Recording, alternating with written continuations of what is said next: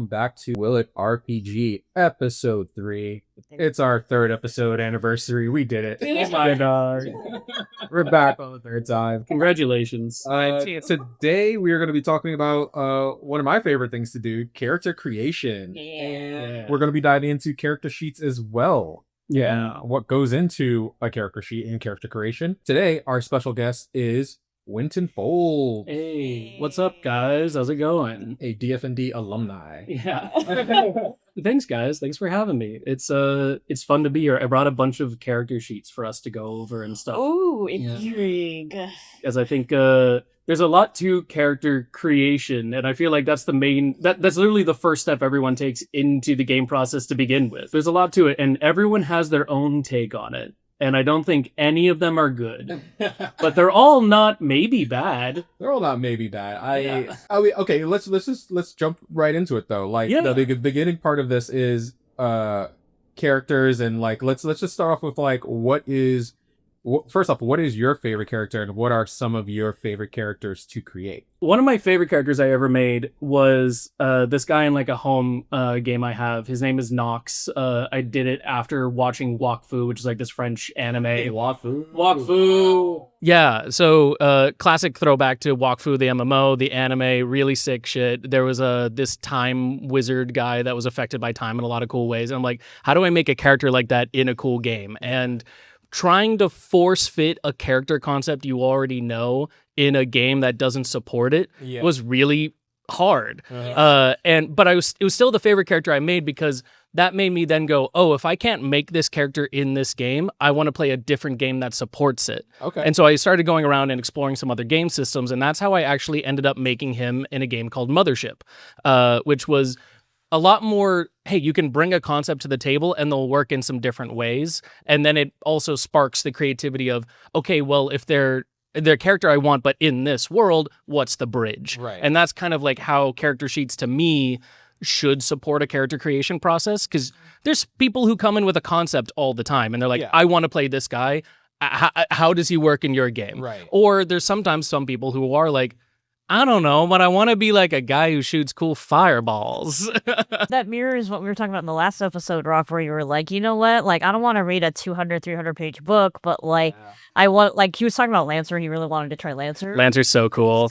It's so crunchy. The mech suit is really fucking cool. Yeah. Concept is great. However, he's like, I'm not going to read right? that, but I will make my own thing to suit how I see and view this concept as a fun thing. Because, you know, a lot of these systems, not that they haven't been recreated, but a lot of the same mechanics have been used over and over again for play systems, but it's just the way you skin it and you want to get out of it. And I think that works the same with characters. Character sheets is the first step into a game, so it better get you ready to be immersed in that world. Yeah. It better make you go like, oh, I can already envision my character. It's like I'm molding him in my mind kind of deal, you know? That's what I don't like about character creation sometimes is I don't want to have to, like, it's okay to look through a book and figure out the system from there, but like D&D, I forget how fucking long it takes to make a character. Yeah.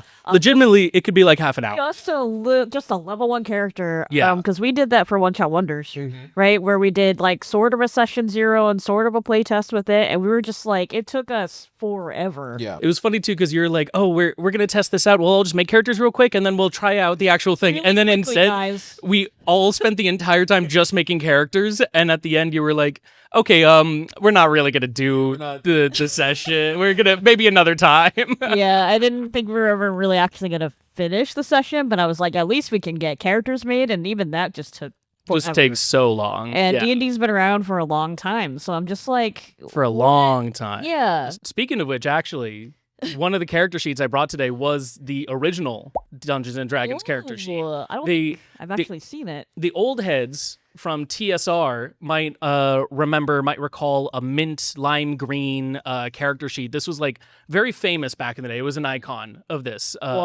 where you got this, you got like about 10 with your Dungeon Master's book. And so these were scarce. You didn't let people use these. People instead would copy it on their own little leaflets, and then if you got a character to like level 3 or something, then you're allowed to use one of the coveted sheets there. I don't know why I was thinking of Indiana Jones where he's doing the carbon scratching over it. Making it sound like it's so rare that it's so hard to have trace it over. So it was like this rare thing to get a character, because they didn't even call it character sheets back then. It was a character record. So it's like, oh, this person has existed and here's the record of their existence kind of thing, which is a very cool concept for it. It was one page. They still, even back then, had a space designated to draw a portrait of your character because the image of what your character even looks like is so important. Yeah.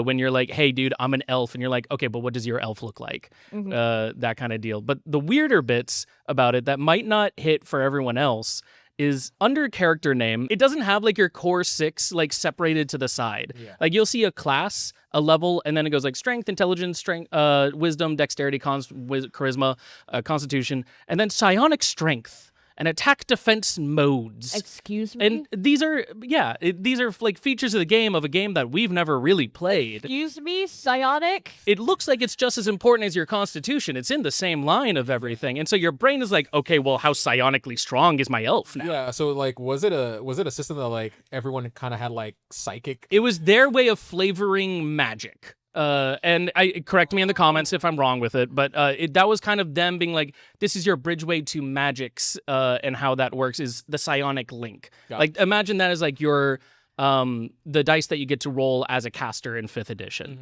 That was how they were presenting it. And so there's some people who generally just had no psionic attack or psionic strength because they're just, I'm a dude with a sword. And other people could go, I'm actually very psionically gifted. It was one of those weird things for the day in all there. But then there's still like, there's movement base. There's a section here for open doors.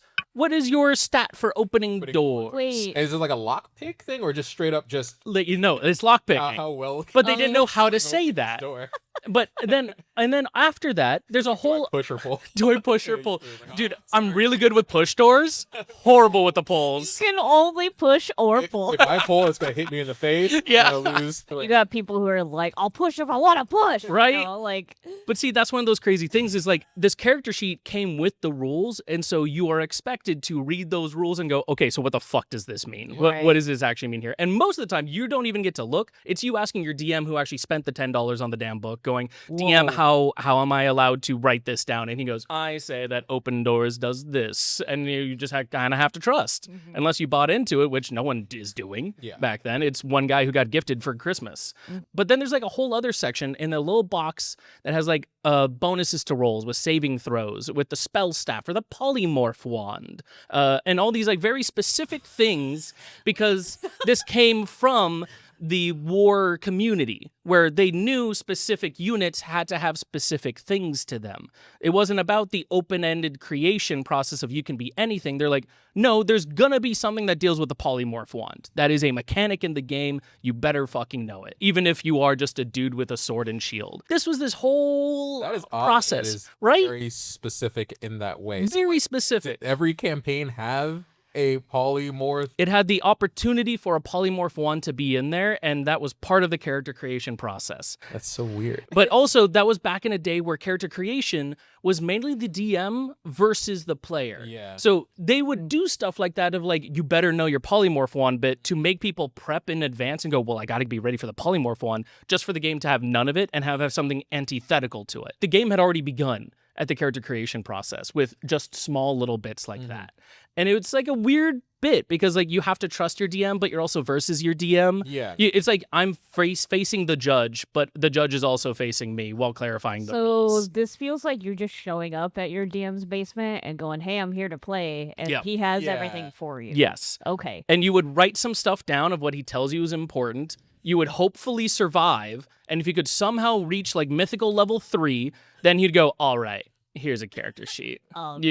You can stay. You're invited back to the cookout kind of deal. I didn't kill you yet. I didn't kill you yet. So maybe we should record this guy. Got you. So there's like a lot of interesting stuff like that. And at the very bottom is where the most open-ended bit is, where there's just 2 open squares that talk about magic weapon descriptions or abilities for things like thief. It's like, that's the only time it was open-ended in things. Until the second version came along with advanced D&D. Gone was the lime green, and thus came the gold. Oh my god, this is... much more. Holy... If you thought the other bit was specific, the complaints they got was that it wasn't specific enough. And so advanced Dungeons & Dragons, which also at the time kind of carried the connotation of, oh, you play advanced Dungeons & Dragons. You're expert level kind of deal, like Magic the Gathering had back in the day.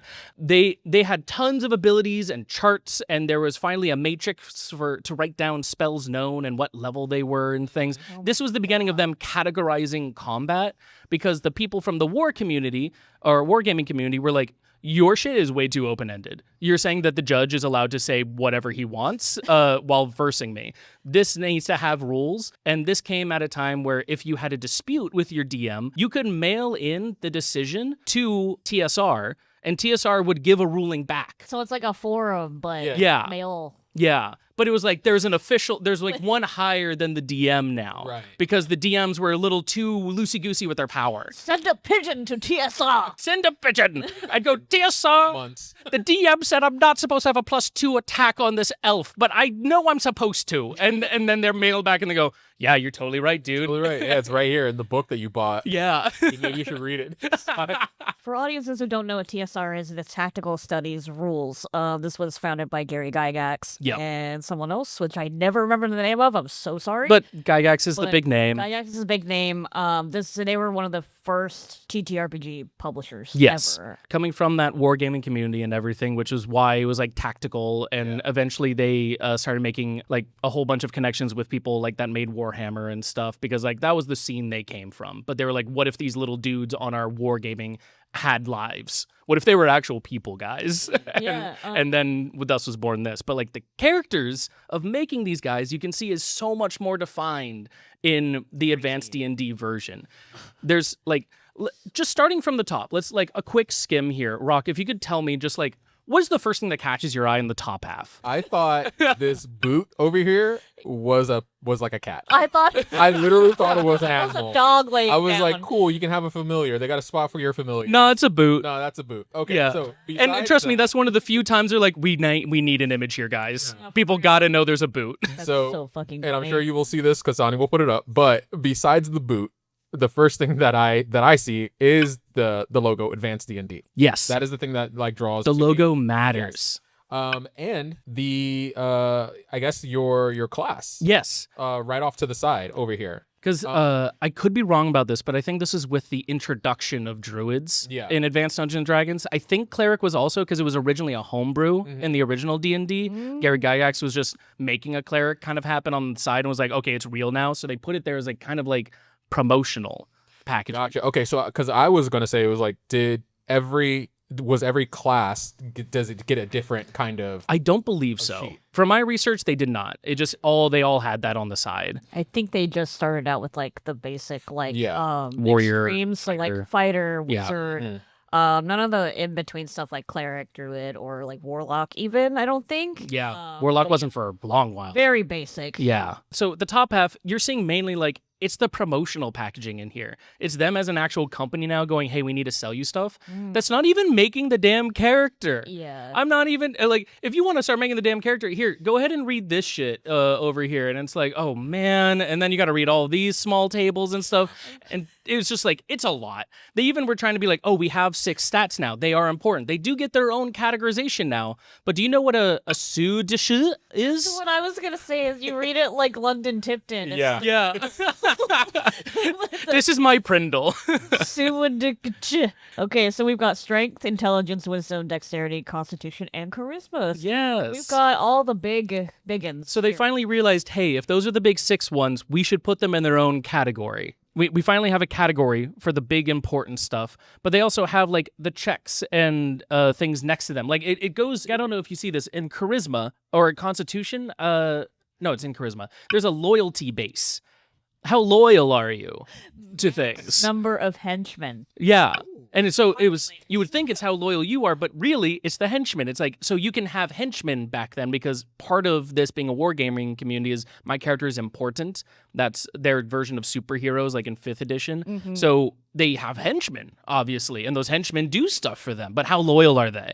Can the DM bribe them? That's so funny. It's just that's coming back, having hirelings and stuff in TTRPGs. I'm just reading about Mausritter, where you can hire a bunch of mice to just do things for you. Yeah. And also Into the Odd is also big on that. That's just interesting how that came back. But like there's Winton's right, there's like a bunch of little subset things under each of the stats. Yeah. Which is like, I feel like that's just something that comes along when you're playing. Right. I'm gonna use my charisma to see if I can bond with these people so that we can have friends later. Right? But so now, like, here's the thing specific. is, let's go back to that example of, like, you're asking me the character that I really enjoyed making before, Nox. I can't do that with this. If I came in, I'm like, I don't know what his max henchman is or his base loyalty. Right. And I'm like, now I'm having to answer questions that I don't want to answer because that's not part of his character. Or on the other end of the spectrum of things, I want a guy who casts a lot of fireballs. Okay, well, how loyal are your henchmen? We have to know, Rock. And also, on top of that, we have to know what your system shock is. So was this something that absolutely had to be made, or could you acquire later? Like everything, there is the caveat of this is a genre of gaming where the DM is the final say, technically, other than the fact that you could mail the people who made the game and say, no, they're the final say. But the DM could just say, hey, I don't want to deal with any of that. And most of the time, these were like 12-year-olds who don't care enough. But if you wanted to play the game as intended, and not even as written, just as intended, yes, you are filling this all out, which is a lot of stuff. Yeah. Like, we were talking about how long it can take for a 5th edition character. This takes like a full day. At least. And it's probably a lot of you going back and over rules and understanding what things are going on. There's not even a lot of dice being rolled here. Yeah. Like, the fun part of character creation sometimes is, I get to roll a bunch of dice and see what happens. This one is like, okay, this is this is that. I'm going to refer to the table matrix in page 84. And a lot of this had to be figured out because it was still being treated as a war game for stuff. And so there needs to be defined rules. They had a small set of rules with the 1st edition, or with the first iteration of the game. Then people were complaining that it's not structured enough, so they made ultra structure for everything. It was still fun for people. It's still a fun game. In all honesty, it's really cool for just going through a dungeon and going, hey, my guy's he doesn't have a personality. Yeah. This guy has no life. He's here to crawl through a dungeon and slice a goblin's head off. I'm just like in the corner where you're just dying reading through this. Right? It's like one of the two things that I'm seeing is the word adjustments a lot. Yes. Which is interesting because that the only adjustments really you make on like today's character sheet is just like temporary hit points, I think. And like, as you level up, I'm seeing like constitution adjustment, magical adjustment, special adjustments. This is all under combat. Right? No, so that came actually from this first one here. There was a section for adjustment scores for weapon to hit armor classes. And you can have up to 40 different weapon adjustment scores. There was that many opportunities to have an adjustment for things of going, my sword can do a +1 to this. My dagger can do this. Oh my God. And so these were all like, the adjustments is where the game really was, because the base game was going, hey, you have this, and then it was up to you to figure out how to get that +1 in your favor. And people love that so much that in Advanced, they're like, what if we gave everything that? So I'm seeing here for weapons, you can adjust 3 different weapons up to 10 times? Yeah. There's like 10 different scores. Okay. Yeah. Also, the second thing which makes me really laugh is tithings. Oh yeah, tithing. Percentage, and then right under it says status in church. Because they wanna bring members into D&D. Yeah. That sounds like, and that's really fucking funny. Which was also part of the cleric being introduced as a role and stuff. They're like, dude, we're holy. We're fighting the demons. Yeah. It's just funny because quick lore dump. I grew up Mormon, so like tithings were such a big thing. Yeah. And like for that to be in any RPG system is so What if we funny. systemize the tithings? Your parish, your church's influence. There's so much on here that's just fluff. Yes. Like what we would take as fluff today, but players back then would be like, no, this is super important for shit. Like, we have to be dealing with this. But this is also the first time where they're starting to do some kind of graphic design in it. Like, we saw the boot, but also, like, for combat, your AC was a shield. What are you guys pointing at? You guys found something. Sorry, there's on this cleric druid, there is a skill for bending bars, and it is specifically for strength, which makes sense. It makes sense. It should be under strength, but so specific. Yeah. If I never get locked up, or is there like a grate or something like that, this is gonna be completely useless unless I can like. But also, what if it was one of those things where it's like, I imagine that my opponent in front of me as a pair of bars, like I'm like Bender. Yeah. The only time I'm actually strong is if it is bars or whatever. So if I imagine someone as bars, bend someone in half. So to fast forward a little bit in the time scale of things, eventually TSR goes under. They sell to WotC. WotC puts out an edition that everyone hates, and so this other company puts out a game called Pathfinder, which is still in the same breath of D&D. So thank you for Paizo and all of those kind of people for like bringing up the community-driven D&D. This is when you couldn't say D&D itself because there was all the suing going on and everything, but they're like, hey, we all love D&D, and there's still this kind of like open license stuff happening. It's all like kind of up in the air. Right. But so this is an example of a character sheet that's technically made by the community. This is made by a group of designers who love the game and want to put their own spin on it and everything. Got it. You might notice there's a lot more boxes for stuff like this, because we're also starting to kind of enter that digital era now. We're in the mid-2000s here. There's a lot of stuff you can fill out PDFs. Oh, whoa, sick. And they start putting some design into it. And there's still like the main 6 here for the stats of D&D, like the strength through charisma. There's however, a noticeably lack of turn undead with the various zombies and ghouls. There's no longer the bend bar statistic. They took it away. What? Only I'm good at. Right? Is bending bars. But instead, they were like, let's start abstracting some of this like stuff into these other ability scores. Things like diplomacy, disable device, a knowledge of either nature, history, local, planes, religion. There's a lot of knowledge, guys. We got to list them all.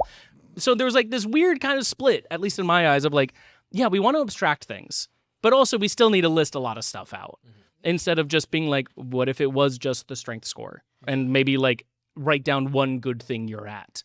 They're still like, we want to give people the spark to say, oh, my character is good at this thing, but not this thing. I can come in and I kind of got an idea of what he should be at and what he should be able to do. I'm like, okay, there's some stuff here. There's these things here where now it's also not fully necessary. Hey, my guy doesn't know knowledge about religion or the planes of existence. I'm just not going to fill those in. Right. And my DM can go, cool, we're not even dealing with that. The DM's becoming a little more in power now, and we can say instead, hey, I just need to know how strong your dude is. And you're like, okay, cool, here you go. And it becomes a little more abstract in those ways, and you get to pick and choose.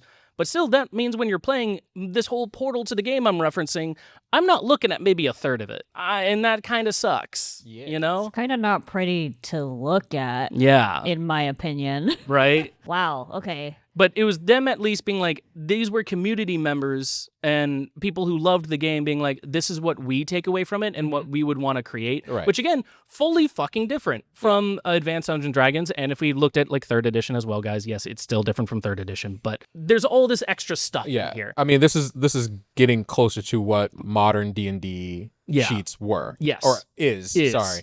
And this is why there's still a group of people out there that are like, dude, play Pathfinder. Pathfinder's sick. It solves all our problems, and we don't need all the extra stuff. Because there's people who found a lot of success in here. Because also the functional way the game works is, at its core, while still D&D, plays differently than D&D of like how to resolve problems. And that's the main thing a lot of these RPGs are now becoming, RPGs. How do we solve problems, not how do I beat the DM in war? It's no longer the Advanced Dungeons & Dragons or the original bit where it's like, how do I fight you? It's instead, okay, I got like a cool like wizard guy, and like, can he go on a journey with you? Which is cool. It's fun. I like it. There's still some issues that I have with it. For one, this is a thing that I think is on all character sheets as well, is unfortunately like branding takes up like a good amount of space. Like if you're to look at this character sheet, hey, the first thing I'm looking at is, oh, Pathfinder. Okay. And sure, you could say one part of that is, oh, I can now find it amongst all my character sheets. I know what game I'm playing, but it's also there for the very capitalistic reason of, hey, play our game. If you share it, play our game. And I want a character sheet one day that's just like, this is just your dude. He doesn't exist in anything else. And it's like, it's kind of that system agnostic kind of character sheet, you know, where we've seen the super itty gritty kind of stuff. And I implore people to like, just make a cool character that's agnostic. And it's like, this is the character itself, the pure abstraction of it. And then I can always just figure out the rules for whatever game I'm playing. Right. Because like that Nox guy that I like, what if I want to play him in Pathfinder, but I also want to play him in Mothership, but I also want to play him in this other thing. You know, there's the people that are like super addicted to a character. They're like, I love this character. I want to play him and everything and explore how they are and a bunch of stuff. Right. And so it's like, how do you take that same character that you've been loving, but now we want to play this today? Okay, so now it's like a full process. I got to adapt this guy. And it's like, okay, well, he has a high strength in here, but what does that mean for, I don't know, fucking this other game going on? It's a lot of fucking work. It's cooler to have just like, I don't know, a concept of a character. Right. And write down like, hey, this is what this, like none of this still has gotten into what is this character's hope? Yeah. What is this character fighting for? There's just like a character skeleton. Like, yeah. So that's one of the bigger things for it. Which is fine. But I mean, personally for me, I don't think I've ever carried a character from a different system before. Yeah. I specifically like making them according to how the system works. Totally. And I'm sure that's like most people in the world, but like having to switch it between systems is really interesting. Yeah.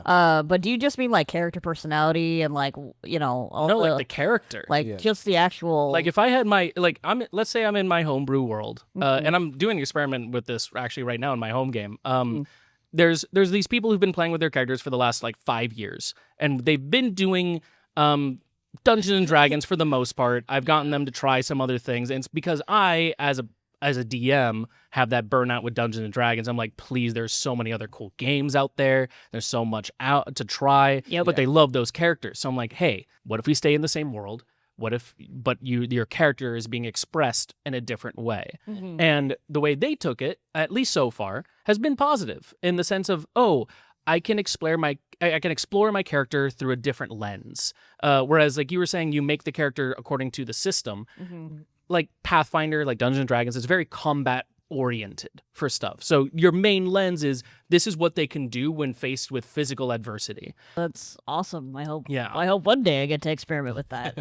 Hey, there's always some time. Well, I mean, we're big on trying out new indie RPGs, and I think that includes trying out things with different lenses. Because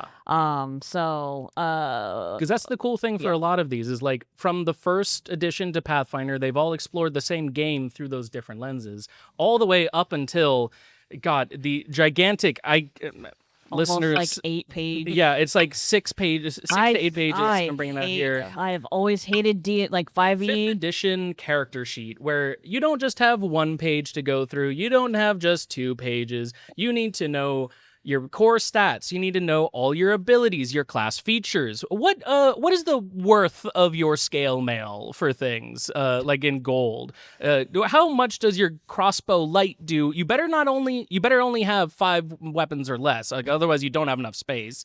What is your passive insight for stuff? What is your? We really need like a gigantic piece, and I'm like pulling up the official D&D Beyond character sheet for this. Why is it designed this way? Why are the space so big for things? Like there's a gigantic fucking square for initiative when it's like 4. Okay, cool. Like, why are we doing this? There's so much to the character sheet of 5th edition that does not need to be there, that you have to figure the fuck out. And without D&D Beyond, I wouldn't have even filled this thing out. And I don't know, as you guys probably have more experience with 5th edition, how does this experience read for you guys? Well, starting off, 5th edition is the first D&D anything that I've ever had experience with. And we had to do a different version. I had to do D&D Modern. So I forget how D&D Modern looks like as far as like the character sheet goes. But my character sheet, because, you know, shout out to Kevin Rigg, who was the guy who got me into tabletop. But he did it in a way where it's like he took away all this stuff that's in the back.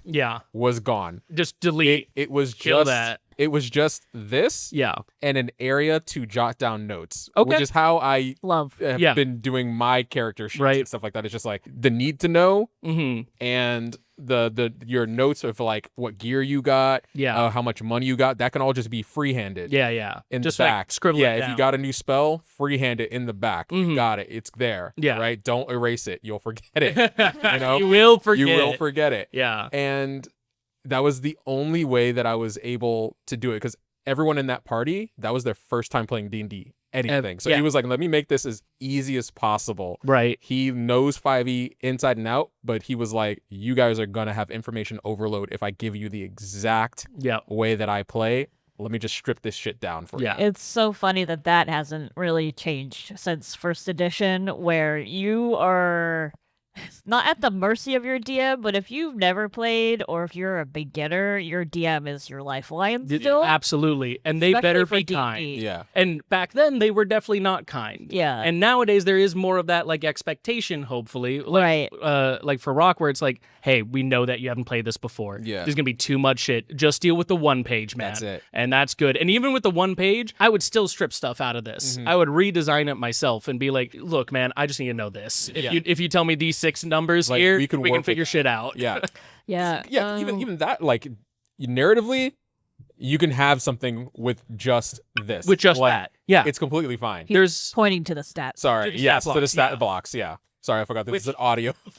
Funny bit. Medium. A funny bit for that, to kind of round out the whole D&D train and stuff, like those 6 core stats kind of became a mainstay of tabletop in general, of people being like, there's even like the old adage of like what they each mean, like strength is how much you can throw or how hard you can throw a tomato, all the stuff about tomatoes and things. The difference between intelligence and wisdom: intelligence is knowing that a tomato is a fruit, wisdom is knowing that a tomato doesn't go in a fruit salad. Right, okay. Yeah, that kind of stuff. So like there's a whole stuff that like people do with tomatoes, or just defining the character stats, the 6 main stats and stuff. Right. And that brought us to like kind of an inversion of too much information with things like Cairn. Cairn is very much just, hey, there's strength, there's dexterity, and there's willpower. And then you have your HP, something about your armor or being deprived, but that's pretty much it. Like if you look at the Cairn character sheet, it's mainly art going in there. And this is like the opposite end of D&D, where it's like, hey, here's some numbers, we've hopefully cleaned it up for you and made it modern. And this one's like, we got this grungy ass little guy, you're stuck in them dungeons, boy. We got a gold piece for you, a silver piece, and a copper piece, but that's kind of it. What's in your backpack? Tell me what's in your backpack. Are you deprived? You deprived? Check this box if you're deprived. And it's like a very much more like immersive character sheet. Right. Like I was kind of mentioning before about like character sheets are the portal to your game. The others, I don't see the game. I can kind of see almost like a elemental composition of my character. This one, I can see my character. This is just a scrungly dude who's living in them caverns in the Cairn. But it doesn't tell you too much information.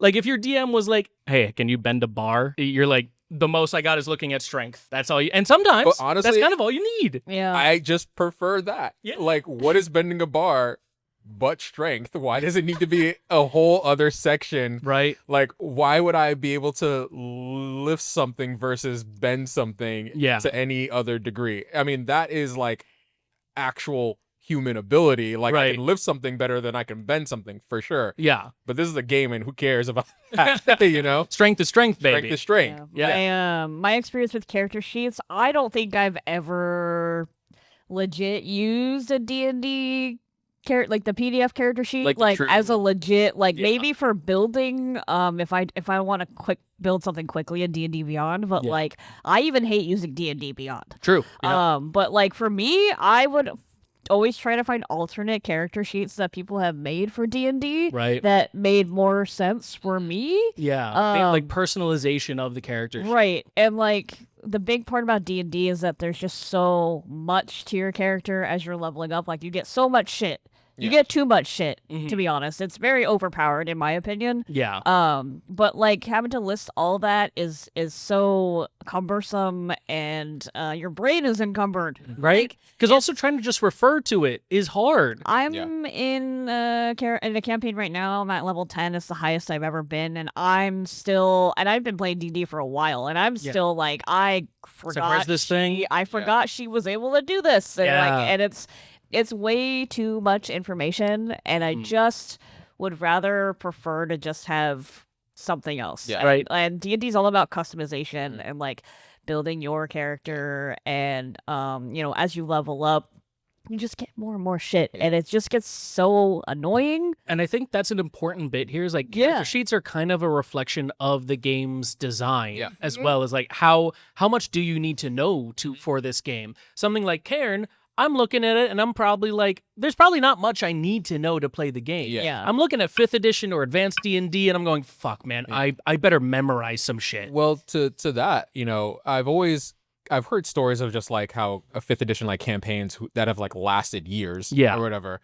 Like people like break down and like cry like when their campaign is over. Yeah. And it's because you've had so much stuff that you built onto this person, this made up person, that it's like you got to live in that person for like a while. Like not like having so much stuff that you don't remember. It's like, no, you actually have to like study your character and like remember like off the top of your head that you can do those things. Right. And when it's done, you know, after like 4 years of like going through, you know, Arsalon or whatever the fuck. But is that the character sheet in depth, or is that living the character? Well, because in my eyes, it's like you're after the end of a 4-year campaign, I'm not remembering, God, they were so good at knowledge of planes and nobility. I'm going, God, remember when they went to the royal? Well, no, it's not that. It's knowing all the numbers, and stuff like that. It's having all of those, because you said you had all these pages and stuff like that. Like I know people who would know this like the back of their hand, front to back. Yeah,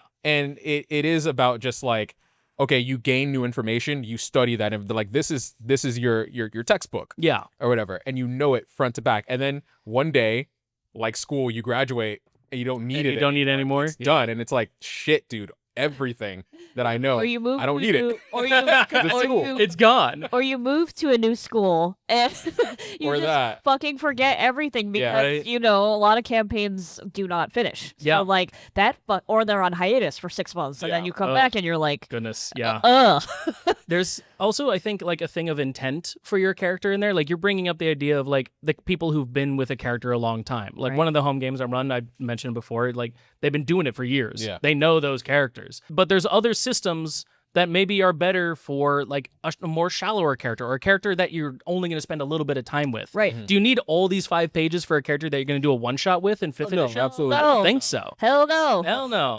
And so it's like sometimes the flavor of the system can help you to determine, hey, how attached to this character do I want to become? Because if I truly do love a character, I'm going to read all their stats. Like you said, I'm going to study that textbook because as well, like if you have a DM that's like, hey, this is a real campaign, like your character, the death is on the table for stuff. You're like, I need this guy to live. Yeah. I've been with him for a year now. And so I'm like, I'm studying shit. And then the second he's like, well, here's like a guy that's immune to steel. And I'm like, I knew I picked up a silver weapon somewhere.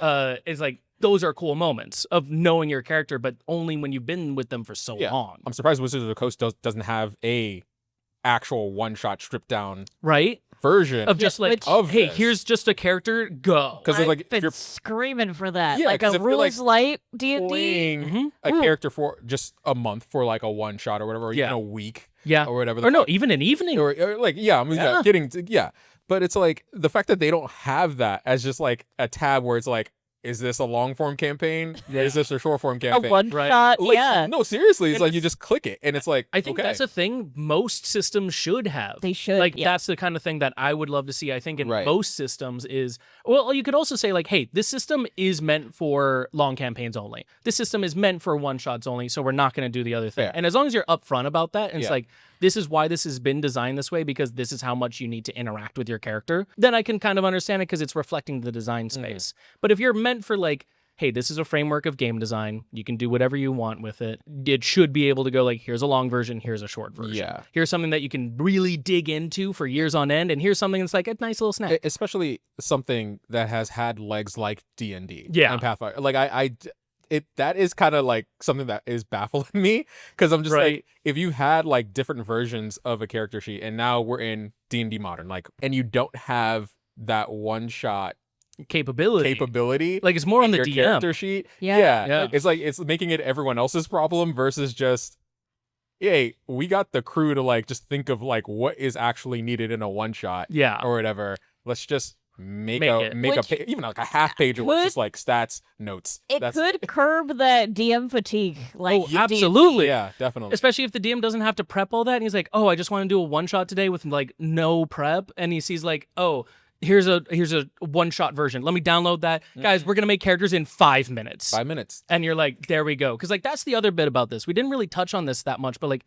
each of these sheets we've gone through, they require like a full hour plus to make a dude, right? Or right. And it's like, that's been all of our experience. And sure, for a long ass campaign where I'm like, hey, you're going to live with this guy for the next 3 years, maybe that's warranted. And you make a whole day out of it. If I'm trying to do the one shot with some friends, because man, it's hard living as an adult and I only got a Tuesday night. Yeah.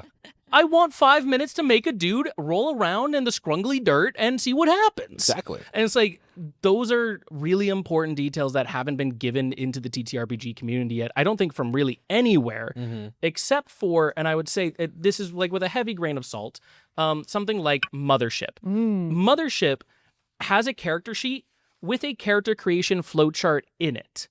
You don't have to ask your DM. You don't have to ask the rule book.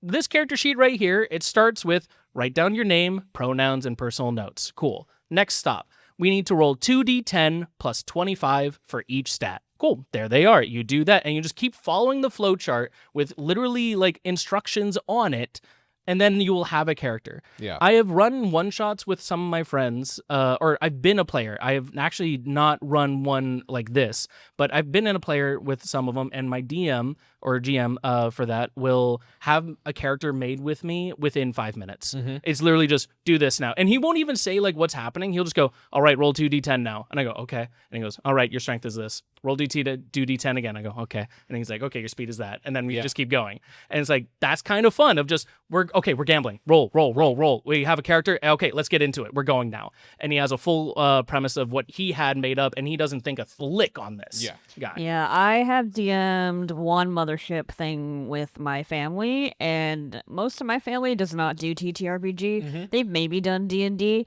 but like this is a not too different from the edition that I don't know if this is like, is this the most updated Mothership? No, this isn't the most updated. Okay. Well, regardless, it looks very similar to when I ran it, and I do remember being a flowchart and being like, this is like really easy, and like I wanted to add my family into it for customization of like, hey, like what do you want to play as? Like what is, do you want to be the marine guy? Do you want to be more of like the tactician kind of thing? And that's like where the customization comes in, but I don't remember it being very long to create. Not long at all. Like literally the most agency you have is on this right hand side, where there's kind of like a tree of things that unlock other abilities, kind of like literally like a video game level up system of like, oh, do you want to really be good at this advanced skill? Well, you need to have unlocked the or the master skill. You have to have the expert skill before. Gotcha. And there's literally lines going, oh, that's how I get that. Well, that's really cool. Yeah, that's awesome. That was the allure when I picked up Mothership. Yes. It's a very good introduction to it, to bring people in and have something made. Well, okay, so I wanted to bring this up because we've all been kind of like creating something, and we're not ready to like reveal what that is. We all got some stuff cooking on those back burners. Yeah, but for the character creation of that thing, and I just want to know if there's anything out there that is like that, where your character pretty much starts as bare bones. It's like it's not really a class or whatever that you pick. Yeah, but the skills you gain determine what's going on there. Yeah, totally. That's what I was talking about in the last episode with that audio campaign. I wanted you to determine your class as you go. And like actually progress instead of being like, oh, I'm a fucking wizard from level 1. Yeah. And like that's cool, but like now it's decided. Yeah. Versus like, oh, my guy's gone through a weird thing. I guess he's becoming a wizard. Right. Exactly. It is just like the thing of like the things you learn determine what you become. Yeah. Then it's like we had this thing where it's like, okay, well, what if you don't want to be that thing? Then maybe forget this skill and you will no longer be that thing, and then pick up a different skill. Yeah. So it was something that like through possibly like osmosis or whatever, it's like we all kind of like thought of the, because that's always just been my thing of like, you want choice. Yeah. Right? You want choice, but you don't want to be stuck. Yeah. But also sometimes you want to work with a restriction. Yeah. Working with a restriction is fun when you're not stuck. Right. And to any players of like online games like Albion Online, that is a game where it's just like your character starts off as nothing, just like a dude in a loincloth or a woman in a loincloth, and the skills that you get, like if you use a broadsword a lot, congratulations, you'll level up and you'll become a fighter, or whatever. But if you just find a staff or whatever, oh, look at that, it's magical. Now you're putting in skills into magic or whatever, so you can be a wizard or whatever who's really, really, really good at sword fighting. And it's one of those things was like, well, I wasn't expecting a wizard to be a great sword fighter. But here I am. Yeah. And it kind of reminds me of like the first character that I created with all of you guys when we were doing Strixhaven was Vash, right? Yeah. He is a wizard assassin, a true glass cannon. Truly. A squishy, like, bumbling idiot who can blow up a mountain with a fireball. And he's like, I don't know. But like, he might just fail a backflip and literally fail. Yeah. Like failed everything. He was so weak, but he was like a glass cannon. And it was just like, I love creating characters that are like that. Yeah. And with choice in that, like a skill set like that, where it's like, okay, well, maybe I need to buff them a little bit more. Well, it's like, okay, well, for your skill, like bag or whatever the fuck is already too much. Yeah. Forget something. So actually a fun bit for this, sorry to bring it up, but like it just sparked a thing in me. There's a game system out there called Not the End. Not the End is a word-based system where your character creation process is there's a bunch of keywords in a bag and you literally pull keywords out of the bag and your character is made. And to learn new abilities, you have to forget parts of yourself by overcoming them. So you might get a keyword that says like you're adamant about stuff, and you're like, I really want to learn more about how to be resilient. Cool. If you want to forget the adamant trait, you need to overcome being adamant as a narrative process. And that's a very stripped down version of it. There's more mechanics in there, but really that's how the game works is you are building your character by being given who you are, like who you were kind of born as, and then having to overcome those things to gain a new chance of forging yourself. Gotcha. Where you still can't determine, hey, I want to be resilient, but if I overcome being adamant, I can pull from the bag again. And based on the core mechanics, you can sometimes have multiple pulls and choose one. None of these do it perfect, but they all do something cool with them. Like even the D&D stuff, like we were shitting on bending bars and stuff, but like somewhere there was like a game being made and he's like, I don't fucking know what my character can apparently do this. That was like a big problem back then of like characters just kept finding themselves in dungeons, which is probably the truth. I think doors are the #1 enemy in D&D. So they were like here's something to work with it. And so it's like they all attempt to solve a problem for your character living in a space. And that could be something like, hey, I find myself in prison a lot, or just in dungeons and jails. Well, another one could be, hey, my problem is I want to make a character in 5 minutes, like Mothership. They all solve different problems in different ways, and none of these character sheets are the same. Well, Tawny, you were going to add something about the customization of it all. What were you about to say? I guess to go on a different train of thought when you were talking about Not the End. And it's just a smaller example, but Worlds Beyond Number does this really well, where they had their characters explore their characters as kids. And I think that's what inspired me to think about this audio campaign I want to do, because yes, it's D&D and it's very a light version because it's more about pushing the story forward and having characters create bonds or break bonds. And like, I love that, and that's kind of where I want to head. But I loved that session where they were just kids. They were which you are nothing. You're nothing as a kid. You don't know anything. You're either curious, you're just bumbling around. You're either curious or you don't want to fuck with anything. And so I think that's when they got like all the things you're supposed to get when you're doing your session 0 with your character, of like, oh, here's my background. Here's this I mean, I guess with the new 2024 is like, here's just one of the feats that I get to pick. And doing that as a kid makes so much more fucking sense to me than just starting out as a level 1 character. And that was an interesting way of looking at D&D where you're not so encumbered with like, sure, there's a predestined like, I want my character to be a wizard. But you know, multi-class comes in because you're like, I want to change, but like you can't really take back those wizard levels that you got, but like that's where I think that creativity and the customization can come in, where it's on the role play side. Yeah. And the system can just kind of guide that. And you're right, Rock, I haven't seen too much of that, but like when you're talking about not the end, I think that's like more geared toward where I want to go. Because narratively that makes sense to me. And it's more meaningful play, which is fine if that's what you want, or if you don't want that, if you just want to fucking roll dice and like I Go guess for it. if you just want to make a character sheet in 5 minutes, that's totally fine too. I just think it's more worth it to gain those skills as the narrative is on. Like it feels. But that's also for a character you live with longer. Yeah. I don't think that is. Good. I don't think that's like that is for one shot. It's obviously for campaign stuff. It's for longer things. Definitely. Yeah. But see, like that's one of the things where like that wouldn't even have an option of hey, here's a one-shot character creator. Yeah. This is like no, this is an experience made for like live with this guy. Or maybe if it did have to have that one-shot aspect to it, you could do the whole bag thing. Maybe This is like maybe you pull have out some dudes. Maybe you have those skills already listed somewhere. Yeah. Which I would hope if you have these things, and then just be like, okay, do. Yeah. There you go. Yeah. One other issue I have with D&D, and we can move on after this, but like when you were leveling up in D&D, you get like the special feats that come with your class, but like you just get them. Like you don't learn to get them. You get to level 10, and so as a bard right now, I have access to all spell lists now. Yeah. And I'm like, how did my character just like poof and go, hey, oh my gosh, actually I know everything, and I can pick something every level, and like from a wizard spell list.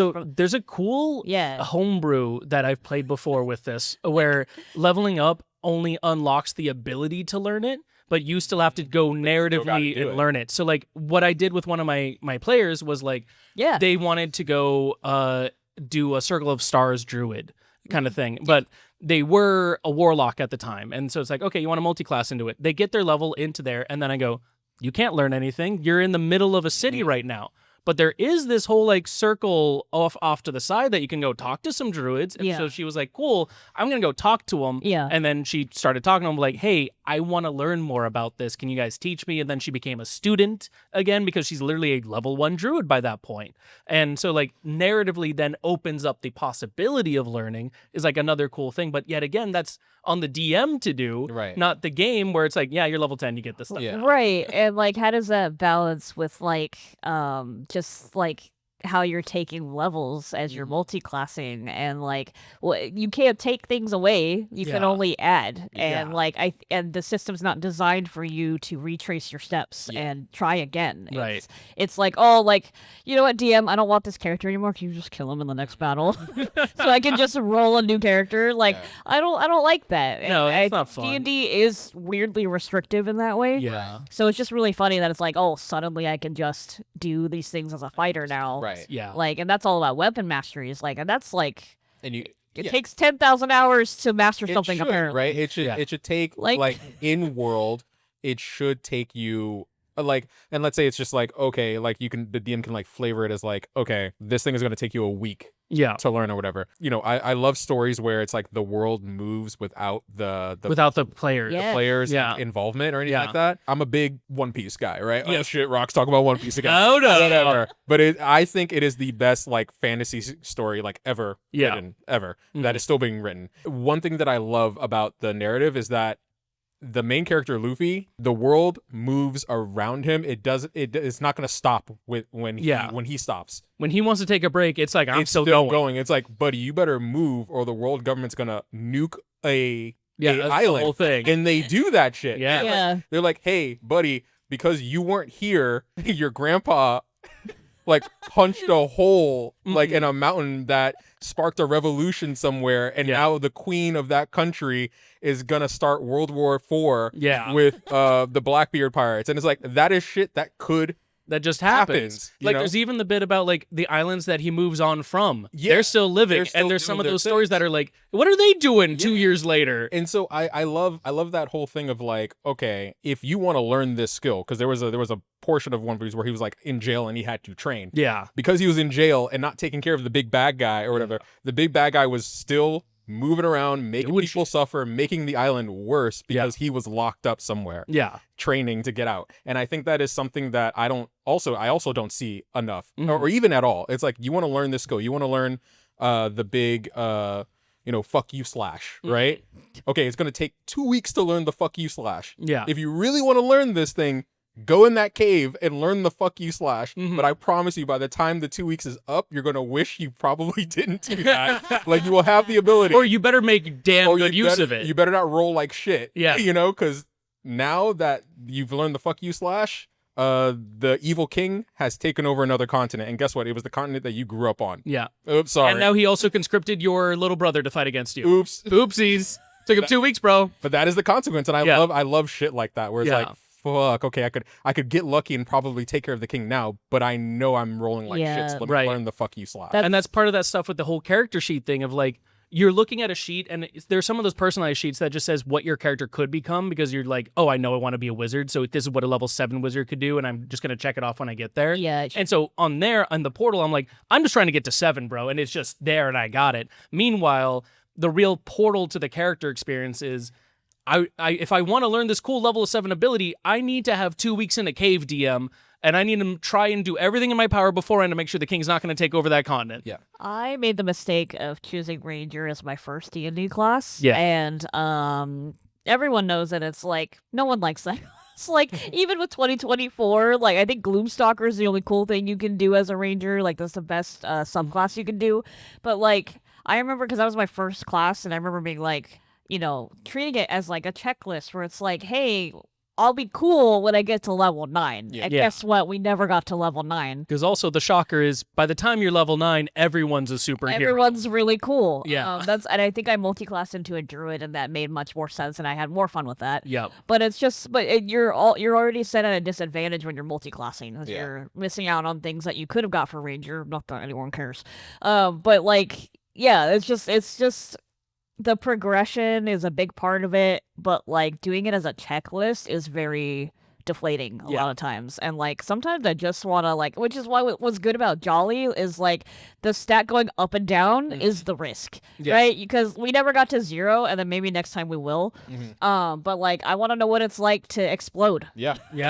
Like, and that's part of the fun of it, is literally playing with that character sheet of like, okay, my character's becoming different over the course of this game. Yeah. And something's going to happen. Something's going to pop with it. And that's very fun. Yeah, and probably quite literally. Yeah. Literally, maybe, who knows? We'll see next holiday special. Someone just has to roll really badly, which can definitely happen with our group. Yeah, I'm really surprised that none of us exploded. But, there's still time. Yep. There's always time. There's always next season. You can always fail. And even better with a system like that, even if you succeed too much, stuff happens. There was a home game we did with when we were testing out Big, and someone got too big and had to join the evil guys because then he got corrupted by money. And then we had to make him lose rolls to eventually try and convince him to come back. No, he didn't get too big. Sorry. It was in that one he failed. He failed too much. much. Failure? Yeah, he failed too much. And he turned corpo. Yeah, because none of you what it was. None of you got too big, because what I was gonna do is, if any of you got too big, you would have become like a Giga Chad like monster, or whatever. Like you would have become like an Akira monster of just muscle. Hell yeah! And people would have been like, "Whoa, he's so strong, not terrified, just amazed." He got so weak he became a weak little corpo. Yeah. That's what happened. And then we had to feed him like protein or something to get him back on our side. Yeah, it's just it can be that simple. You know? But like, look how much ingenuity that made of just, hey, this is part of your character that matters. It will change your character. And so everyone goes, we have to creatively solve this now. And that didn't even need a character sheet. No, really. It's literally a pen and paper. Pretty much word of mouth. And then like the little secret ability that we wrote down, which is like, there's this other RPG that I just came across recently that is also like a really cool bit for character creation. It's called 10 Candles. And it's a horror RPG where you all kind of center around and there's like 10 candles and there's 10 scenes, blah, blah, blah, a bunch of horror. But the main thing is you guys make your characters with index cards. And that's your character sheet is, I'm going to write a virtue, and then I'm going to pass it to Rock, and that's his virtue. And then you're going to write a vice, and you'll hand it to me, and that's my vice. And then we'll write a brink for ourselves. Yeah. And then you kind of go from there of like, whenever you want to re-roll stuff, you have to burn that faction of yourself. Okay. And so you burn it on the candle, and you go, and it goes in that order of like, vice, then virtue, then brink, and then you're dead. And so it's like, first, I'm going to burn my vice, and your vice has to be incorporated narratively. Then your virtue incorporated narratively. And then finally, the brink of your panic insanity before finally you have nothing left to burn of yourself and you die. And it's like the character creation itself became the game. Okay. And that's such a cool concept of like, here's 3 index cards. We're going to do it for each other as a collaborative storytelling environment. And then it's up to you of like, when do you burn parts of yourself to push yourself forward? And it's like, that's a concept where you don't need anything else. There's no big sheet. There's no how much can you like push a door or how well. There's no min-maxing. There's no min-maxing. What are your wounds in a Mothership or anything? It's like, no, your character is intrinsically the game, and it is up to you to decide when you use what, and you will never have it again. And it's like, that's awesome. That's like really cool character creation formats that, again, also, it really just works on words and storytelling with each other. There's no +1 because you happen to have the vice of gambling. It is more instead, okay, you have the vice of gambling. Whenever there's a chance of risk, you might take it and you might fall on your face. And that helps a lot more of this other side of like, we were talking in the beginning, like the lime green sheet with the original Dungeons and Dragons, that came from war games. Yeah. That was them toying with the concept of,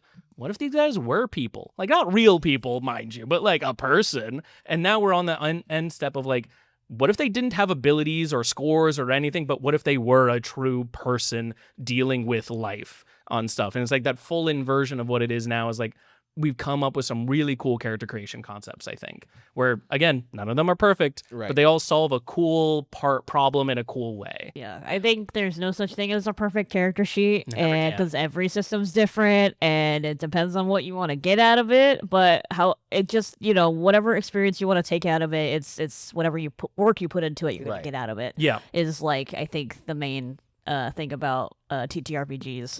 I'm overwhelmed with looking at all these characters, I know, right? Like so we're gonna much. go through like the entire history. I even brought more in before I was asking them. I was like, should I get rid of some? And they were like, okay, get rid of a couple. Yeah. Well, that's a good thing about podcasts. We can do more Yeah. and make fun of the ones that exist already. And Right. then maybe we can even compare it to the ones we make in the future. Yes. Yep. See, like that's the cool That'd be bit about awesome. this is like if we're all making up some stuff, we can look at these as kind of like reference materials of what is your intent for your game, because the character creation sheet or the character sheet is your player's first step into that world, into that game. So make sure it reflects it well. Right. Yeah. Thank you, Winton, for stopping by. Yes.